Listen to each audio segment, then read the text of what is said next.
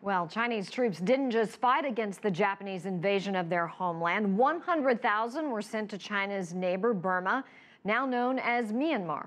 CCTV's Barnaby brings us the story of two surviving veterans. When we met 94-year-old Li Feng in his humble home in Mandalay, he was wearing a medal. It's a prized possession, the only symbol of recognition he has of his service in the Chinese military during the Second World War. We didn't even know what our mission was or where we were going. We just followed orders. Turns out they were headed to Myanmar, then known as Burma.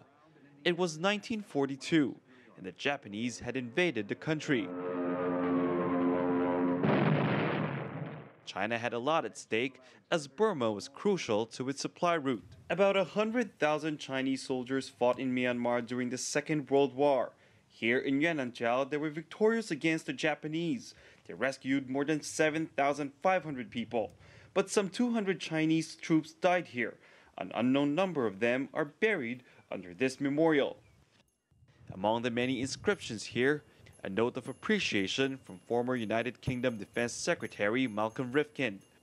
But while their contribution is now gaining recognition, 91-year-old former Army Captain Luo Chunxiang tells me those were hard times. We fought even though we weren't eating and drinking enough.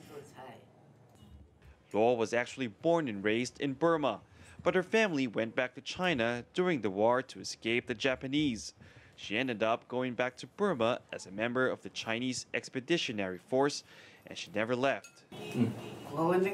Joining the military was the only way to protect myself. The Japanese had set up landmines all over Burma, but we were poor and it was only getting dangerous in China. So once I was back here, I decided to stay and do business. But no matter where they are, both Luo and Li say they are proud of what they've done for their country, and that in their heart of hearts, they remain Chinese. Barnaby, CCTV, Yan'anjiao, Myanmar.